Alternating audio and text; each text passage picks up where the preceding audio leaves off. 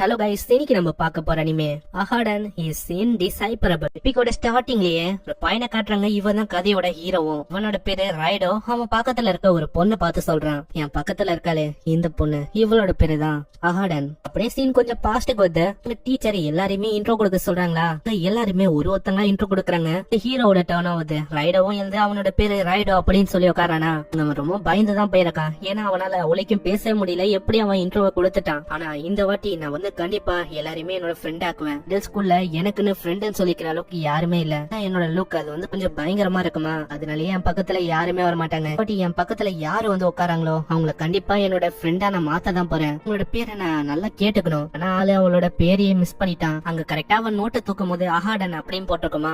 ஓ, அப்பதான் உன்னோட பேரு அஹாடனா? அஹாடன் குட் மார்னிங். ஆனா அவ பெருசா அவளைக்கும் கண்டுக்கல. என்னோட முகத்தை பார்த்துதான் அவன் பயப்படுறாளோ. இல்ல நான் வந்து கொஞ்சம் சிரிக்கணும்னு நினைக்கிறேன். அஹாடன், வெளியில வெதர் ரொம்ப நல்லா இருக்குல்ல, ஆனா அதுக்கும் அவ பெருசா கண்டுக்கல. இல்ல, நான் வந்து இதுக்கெல்லாம் தளர்ந்து போக மாட்டேன். ஏன்னா ஹைஸ்கூல் இதுதான் வாழ்க்கையின் முதல் படி. இதனால என்னோட வாழ்க்கையே மாறலாம். ஆனா ஆளு எவ்வளவோ ட்ரை பண்றா. இந்த மாதிரி இங்க ஸ்டோர்ல பிரெட் வந்து நல்லா இருக்கும். உனக்கு தெரியுமா, இந்த கேம்பஸ் ரொம்ப பெருசா இருக்கு. இந்த மாதிரி விதவிதமா அவன் எவ்வளவோ சொல்லி பாக்குறான். இந்த அளவு அவ கண்டுக்கவே இல்ல. இதே மாதிரி அங்க டைம் போய் அப்படியே சாயந்தரம் ஆயுது. அங்க டைம் போனதுதான் மிச்சம். இன்னைக்கு வந்து என்னால எதுவுமே பண்ண முடியல. சரி ஹார்டன், நம்ம வந்து அப்புறமா பாக்கலாம். ஏதோ ஒன்று சொல்ற மாதிரியே இருக்கும். இல்ல சே, நான் தான் ஏதோ யோசிச்சிருக்கேன் போல. எதுவுமே பேசவும் இல்ல. அடுத்த நாளாவது அவளை பத்தி அவன் யோசிக்கிறான். இவர் ரொம்ப சின்னதா இருக்கா, ரொம்ப அழகா இருக்கா. அங்க இப்படி யோசிக்கும் போது எரேசர் அப்படியே கீழே விழமா. அதை எடுத்து கொடுக்கறான். இந்த எரேசர். அவ இப்பவும் எதுவுமே பேசல.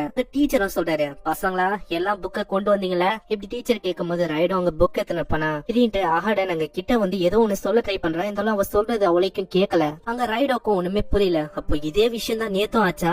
இவ ஏதோ ஒன்று சொல்ல ட்ரை பண்ணிருக்கா. இருந்தாலும் நான் தான் கண்டுக்கல போல. அப்போ இவ பேசுற சவுண்டே இந்த மாதிரி தான் போல. அவ சொல்றத நல்லா கேட்கும் போதுதான் தெரியுது அவ புக்க மறந்துட்டாலாம். இதனால அவங்க ரெண்டு பேருமே ஷேர் பண்றாங்க.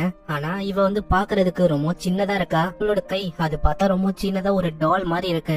கிளாஸ் முடியுது. இதுக்கப்புறமும் அவங்க ஒட்டி தான் இருக்காங்க. ஹஹாடன் பேசுறதே ரொம்ப லைட்டா தான் இருக்கு. அதனால அவளைக்கும் கேட்காதா. சோ ஒட்டி இருக்கிற மாதிரி தான் இருக்கு. ஆனா இது ரொம்ப க்ளோஸா இருக்கிற மாதிரி எனக்கு தோணுது. அதுக்கப்புறம் லஞ்ச் டைம் ஆகுது. அவ பார்த்தா லஞ்சையும் டபுள் மடங்கு கொண்டு வந்திருக்கா. என்ன இது? அதாவது அவளோட சைஸை விடவும் இவ லஞ்ச கொஞ்சம் அதிகமா கொண்டு வந்த மாதிரி தெரியுது. அங்க ஹார்டன் ஊட்டி விட ட்ரை பண்றாளா. இப்போ என்ன பண்றா இவ? அதாவது எனக்கு ஊட்டி விட ட்ரை பண்றாளா. அங்க லஞ்ச் எல்லாம் சாப்பிட்டக்கு அப்புறம் அவங்க வந்து ஒன்னா போறாங்களா. அங்க ரைடோ யோசிக்கிறா, அட என்ன இது?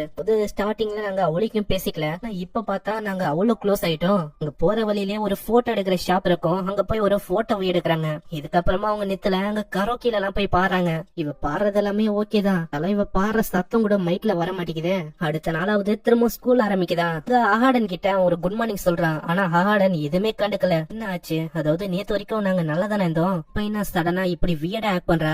இத பத்தி கேட்டவனுமே சொல்லி அங்க பெஞ்ச டப்புன்னு அவ கிட்ட எத்தனை போறான். ஆமா, என்ன ஆச்சு அஹாடன்? நீ வந்து உன்னோட புக்க மறந்துட்டியா என்ன? புக்க மறந்துட்டனா என்னோட புக்க நீ ஷேர் பண்ணிக்கலாம். இல்ல நான் வந்து எல்லாருக்குமே இது வரைக்கும் பிரச்சனையா தான் இருந்திருக்கேன். அதாவது எனக்கு எப்படி ஃப்ரெண்ட்லியா மாறணும் அது வந்து தெரியல. அப்படி ஃப்ரெண்ட்லியா மாறிட்டா ஓவர் ஃப்ரெண்ட்லியா மாறிடுவேனா. அதுக்கப்புறம் என்ன வந்து எல்லாருமே வெறுக்க ஆரம்பிச்சிருவாங்க.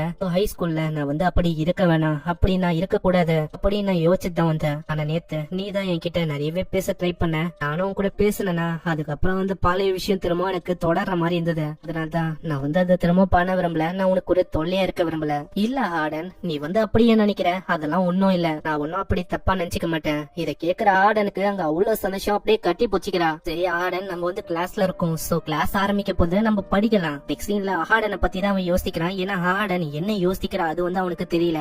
பேசுறதும் ரொம்ப குவைட்டா இருக்கு. அதனால வீட்டுல போயும் கூட எப்படி பேசுது, அவ ரொம்ப குவைட்டா பேசுறாள, அத பத்தி எல்லாம் அவன் யோசிக்கிறான். எனக்கு ஒரு வழி இருக்கு. அவளோட லிப்ப மூவ்மெண்ட்டை வச்சு அவ என்ன பேசுறான்னு நான் தெரிஞ்சுக்கினாலே போதும். அதுக்காக ரைடோட தங்கச்சி இருப்பாளா, அவகிட்ட ஹெல்ப் கேக்குறான். ஹெட்செட் மாட்டிக்கிறேன். அதுக்கப்புறம் எனக்கு எதுவுமே கேட்காது. அந்த டைம்ல நீ வந்து என்கிட்ட சொல்லி ஏதாச்சும் அதை வச்சு லிப் மூவ்மெண்ட்டை மாஸ்டர் பண்ணிக்கிறேன். சரி, அப்பனா நான் பண்ணி தொலைறேன். ஆரம்பிக்கலாமா?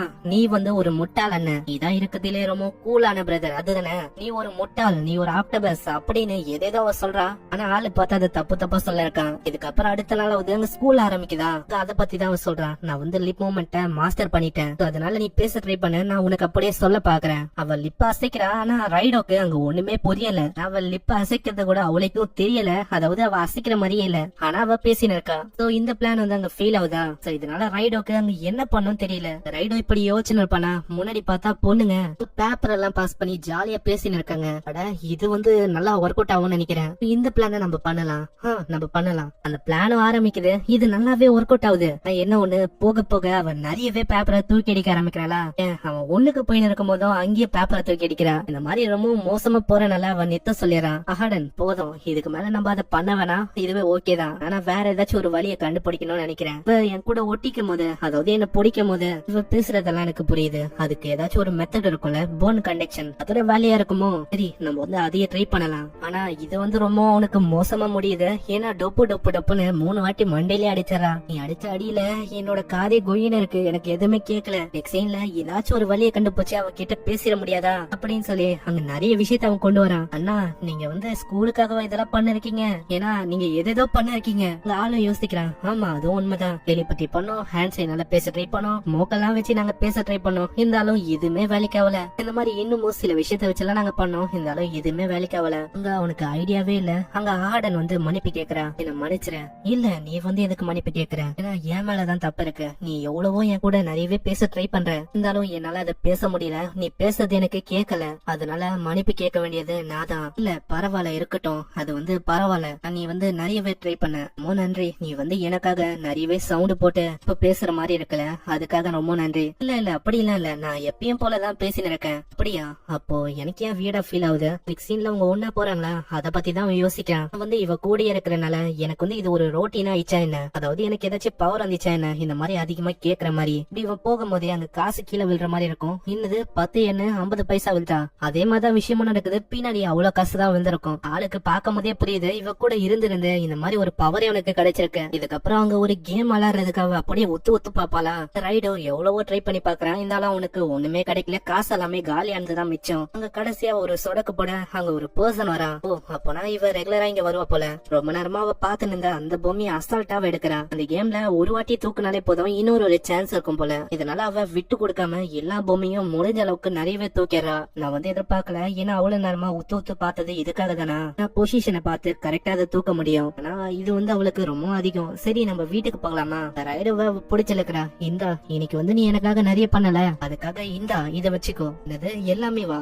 இல்ல, நீயும் ஒண்ணு வச்சுக்கோ. சீன்ல வீட்டுக்கு வரானா அவனோட தங்கச்சி சொல்றா, அம்மா வந்து எங்க பிசினஸ் ட்ரிப்புக்காக வெளில போயிருக்காங்க, அவங்க வரதுக்கு நாளைக்கு ஆகும். அம்மா கையில என்னது? அது எல்லாமே டால் தானே, எனக்கு ஒண்ணு தர முடியுமா? அதெல்லாம் வாய்ப்பே இல்ல, ஏன்னா இது எனக்கு கிஃப்டா வந்தது. இதுக்கப்புறம் ஸ்கூல் திரும்ப ஆரம்பிக்குது. அங்க லஞ்ச் டைம் தான். இவங்க 2 பேரும் திரும்ப க்ளோஸா இருக்காங்க. ஆனா இந்த வாட்டி ரொம்ப க்ளோஸா இருக்காங்க. இது வந்து ஓவரா இருக்குப்பா. அதாவது இன்னைக்கு அவ என் மடிக்கு நடுவுல உட்கார்ந்து இருக்கா, அந்த பொம்மையும் கூடயே இருக்கு. சரி, நான் வந்து சாப்பிட ஆரம்பிக்க வேண்டியதா. இன்னைக்கு பிரெட் தான் எனக்கு இருக்கு. என்னது பிரெட்டா? உங்க அம்மா பிசினஸ் ட்ரிப்புக்காக வெளில போயிருக்காங்களா, சோ இன்னைக்கு வெறும் பிரெட் தான். ஆனா ஹார்டன் அங்க விட்டு கொடுக்கல, அவளோட சாப்பாடு கொடுக்கறா. இந்த சாப்பிடு சாப்பிடு. இதுக்கப்புறம் அடுத்த நாள் ஆகுது. அங்க கிளாஸ் ஆரம்பிக்குதா. உள்ள வந்து பார்த்தா அவ ஒரு மாதிரி தூங்கி நடக்கா. இவளை என்னால ப்ரெடிக்டே பண்ண முடியாது போல. ஹார்டன், என்ன ஆச்சு உனக்கு? என்ன உடம்பு சரியில்லையா? சரி, லஞ்ச் அவர. சரி, நம்ம லஞ்ச் பிரேக்ல இருக்கோம், சோ இப்ப நான் பிரெட் தான் வாங்கணும் போல. அவ அப்படியே திடீர்னு காலை பொச்சிக்கின்னு ஒரு பேய் மாதிரி ஏற ஆரம்பிக்கிறான். என்ன ஆச்சு? திடீர்னு பேய் இவளுக்கு பொச்சிக்கிச்சா என்ன? ஆனா நல்லா பாக்கும்போது தெரியுது அவ லஞ்ச கொடுக்கறதுக்கு தான் இப்படி பண்ணிருக்கா. உண்மையை சொன்னா, நான் வந்து ரொம்ப டயர்ட் ஆயிட்டேன். காலையில நான் உனக்காக தான் லஞ்ச் ப்ரிப்பேர் பண்ணேன். நேத்து கேள்விப்பட்டேன் உங்க அம்மா வர்றதுக்கு கொஞ்சம் நாள் ஆகும்ல, சோ என்னோட கைப்பட உனக்காக நான் லஞ்ச் செஞ்சேன். அதனால தான் நான் ரொம்ப டயர்டா இருக்கேன். அப்படியா? இந்த பிரெட் விஷயம் வந்து எனக்கு அவளுக்கு பெருசா தெரியல. இதெல்லாம் எதுக்கு பண்ணிக்கினேன்? அதெல்லாம் பரவாயில்ல, ரொம்ப நன்றிப்பா. எனக்கு தூக்கமா வருதுன்னா என் மேல நீ சாயலாம். அப்படியா? அப்பனா நான் சாயலாமா? கண்டிப்பா. அப்படியே அவ சாயறான். ஆனா சாயரன் பேர்ல அப்படியே படுத்து தூங்க ஆரம்பிக்கிறான். நான் வந்து சாயதான் சொன்னேன், இவன் எப்படி தூங்குறா? இவளை உண்மையிலேயே ப்ரெடிக்ட் பண்ண முடியாது போல, இவ எப்படின்னு. இங்க இந்த எபிசோட முடியுது. சோ மறக்காம கீழே எல்லாருமே ஒரு லைக் போட்டுருங்க. இந்த அனிமே எப்படி இருந்துச்சுன்னு கீழே கமெண்ட் பண்ணி சொல்லுங்க. ஒரு எபிசோடும் இந்த மாதிரி தான் இருக்கும். ஏதாச்சும் ஒரு ஃபன்னியான சேட்டையும் இவங்க பண்ற அலப்பறையும் தான் இருக்கும். சோ நான் உங்களை நெக்ஸ்ட் எபிசோட்ல சந்திக்கிறேன். தேங்க்யூ ஃபார் வாட்சிங்.